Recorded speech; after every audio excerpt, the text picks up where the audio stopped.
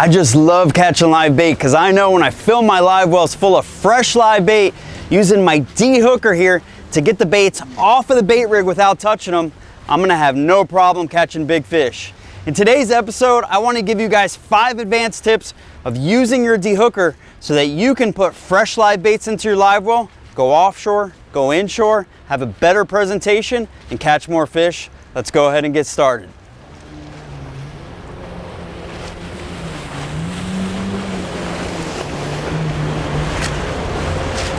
Hey everybody, my name is Captain Mike and welcome back to ReelReports. If you're new here, please do consider subscribing as we do a lot of tackle tips just like this one that are going to help you guys catch more fish utilizing live bait. In today's video, I want to give you 5 advanced tips to using your Dehooker here to get your baits into your live well without touching them. So let's go ahead and get started. The first tip I want to give you guys is to use a Dehooker. If you've never seen one of these before, all it is a piece of plastic here with a aluminum bar on here bent, and what it does is it allows us to turn the hook upside down and get those baits into the live well without touching them. You see, all baits have a protective slime coating. When you touch those baits, when you remove that protective slime coating, you reduce the life of the bait. And that's kind of a big deal when you're doing full day trips, when you're penning up baits for future use. So you want to conserve that protective slime and put them in your well without touching them, period. So the first tip is going to be the obvious tip: use a Dehooker. All we do is we simply grab the hook, we turn it upside down over the well, and the bait falls right off the hook. Using a Dehooker is also just easier to get the baits off the hook. If you've ever used the bait rig and you grabbed each bait one by one, that takes a while. With a Dehooker, I can get 6 baits off the hooks pretty quickly, just going down the rig one by one. Not only is it protecting the bait, but it's also a lot quicker and more efficient. Tip number 2, be gentle and use finesse when dehooking your baits off of your bait rig. I always see people get pretty erratic with their baits. They end up getting tangles, the baits start falling on the floor, all kinds of things happen. If you use finesse, if you just wind your bait rig all the way up to the tip, if you guys saw in a previous video, I did advanced sabiki tips. We have a bead on here. If you wind the bait rig right up to the bead and then you grab the weight, you're able to control that bait rig. At that point, all we do is we just use finesse and we dehook the baits one by one by just turning the hook upside down. If you're too erratic, if you're too strong, you'll end up popping these hooks off, and I'd rather use 6 hooks at a time than use 3 or 4 or even 2. So rather than replacing your rigs all the time, if you use finesse, you won't have to replace your rig, which will result in, spending less dollars on your tackle and, utilizing 6 hooks at one time versus using 5, 4. So when you're dehooking your baits, use finesse, just gently dehook them there. You don't want to be erratic. You don't want your baits slinging around. You just want to get them right off the hook and into the well. Tip number 3 is going to be to grab the weight. I learned this tip pretty much when fishing with newbies, when getting people new on the boat that haven't bait fished with me before. I always have them wind up to the bead here. You see that we got a bead that protects the swivel from going through the rod tip and potentially damaging the rod tip, but also it causes tangles. So what I'll have them do is wind up to that bead, they grab the weight, and then we hold the rod horizontally. So we're gonna hold the rod like this, and what that does is it keeps the bait rig horizontal as well, which will allow the baits to hang down. You want them to hang down and away from this main line. This here is your main line of your bait rig, and then this here is your branch line. You want them to hang down. If you had them hanging vertically like this, the baits will actually rub against the main line, which causes line burn on your baits, and that's going to remove that protective slime that I just talked about, reducing the life of your baits. Again, this is for you guys that really want to get, advanced to having the most quality bait you can when you go into your live well. Even when I'm fishing half days, I apply all these tips. I do bend the rules a little bit for my half day trips. For example, if I was to drop a bait on the floor, I would probably put that bait in the well for a half day, but if I'm storing baits overnight, a fish that hit the floor, that hit the deck is not going into my bait pen. So with this tip, you simply just wind to the bead there, grab the weight, and then hold the rod horizontally which reduces the line burn that the baits won't touch your main line there. So that's a pretty important tip. I see a lot of people holding their baits like this for too long, and the baits will end up rubbing on the main line and just reduces the life of the bait fish. And that leads me to tip number 4. Be selective in your bait sessions. Some of the best fishermen I know, they are very selective using a dehooker when they're catching baits. So what I mean by that is they have a target species in mind, whether it's a sailfish, whether it's a tarpon, a tuna, a mahi. They determine if they're going to be doing half-day trips, full-day trips, penning up baits. All that matters. For example, if we're dehooking a bait and the bait falls on the floor, that bait most likely is not going to last penned up overnight. It will last for a half-day, maybe even a full-day trip, depending on how much damage occurred. But generally, some of the best live bait fishermen that I know, when a bait hits the deck, it's going back over. Another example is when we're catching baits and we hook one anywhere but the mouth. For example, if it's hooked in the eye and it's bleeding a lot, that bait is going back in the water.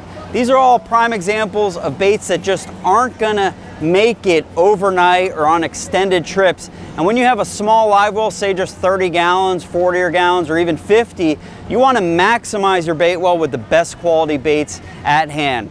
Now, if bait fishing is tough and you're only getting onesies and twosies and you might only be able to get a dozen, then of course we're going to bend these rules. We're going to keep all those baits and we're going to go fishing. But if you're getting really good at catching bait and you're able to be selective like that, it's really in your best interest to select the baits that you want to keep, separate the baits. You can even go as far as having your absolute pristine, we call those select baits, into one bait well, and then you can move the smaller baits, maybe the baits that got a little beat up, into another bait well, and you can decide to, fish the good baits first, or you can fish the other baits first, or you can pen up those good baits. It's all about being selective, and that's gonna help you guys have a better presentation, whether you're offshore or inshore. And when that fish, maybe that fish, that big fish that's been around for a long time, he sees that beautiful, big, fat, healthy bait, he's gonna have a hard time resisting it versus a bait that looks like crap.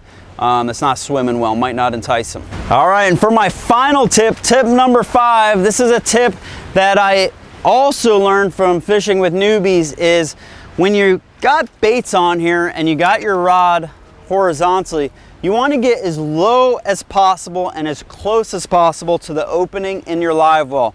If you're up really high here and your bait well is down, there's a good chance that with the bait flipping around right there, it's gonna fall, miss the live well. You're gonna end up with a bait on the deck, or even worse, in the water, and have no chance at that. So what I like to do is get extremely low, almost put my rod tip on the deck to where my hook is literally dangling right on top of the water, and when I dehook it, the fish just falls right into the well perfectly. It doesn't hit the sides of the well or anything. The sides of the well will damage a bait, just as this line right here from the line burn that I talked to will damage a bait. So if you get really close, really low, it won't, the margin of error will be reduced. Also, by being super low, you won't have such a splash, such a slam dunk, if you will, from when the bait comes off the hook to the point to where it lands in the water. When you got like delicate scaled baits such as sardines or threadfin herring, and they're falling, 3-4 feet, if they fall wrong and they body slam, they lose scales, and that's another way of removing that protective slime. So I hope those 5 tips kind of help you guys, but keep this in mind that if you're just fishing a half day and you're trying to load up on baits, I have no problem bending these rules and keeping every bait you have. Just keep in mind that you don't want to overfill your live wells. Of course, generally with the big baits, I'm sticking to 1 gallon of water per bait. If we're doing a hardier bait such as, pilchards or mold or something, we can bend those rules as well. But these particular 5 tips are for the guys that are really serious about keeping the freshest live baits, especially for extended period of times. If you're going to be fishing an all-day trip and you want those healthy baits, the healthiest baits for that evening bite, you want to be sure that you're utilizing this dehooker here, getting them off your well in the most premium condition possible, and that's what's going to help you guys catch more fish. So I hope you guys enjoyed this tackle tip, and I hope you get out there and you utilize your dehooker. This is probably my favorite dehooker right here. It's just a little piece of plastic. It's got the perfect bend on the bar. It floats. I like to put it in my teeth a lot when I'm dehooking baits and stuff. Just really nice, and they're super cheap. They're only 10 bucks. These are available on livebait.com. So this is what I'm using for most of the time. And you guys know I can't do a tackle tip here at Real Reports without giving away some kind of goods. So in today's video, I'm gonna be giving away a pack of bait rigs here, as well as a Dehooker. So there's gonna be 2 winners today. There's our Dehooker right there. And here's how you're gonna win. I'm gonna show you guys a video right now of some bait. And I want you to tell me below, would you use a cast net or would you use a bait rig like this? And tell me why and what situation you're in. The most detailed answers usually get my attention, so be detailed. I'm gonna show you this bait school right now. Tell me how you would catch them. Here we go.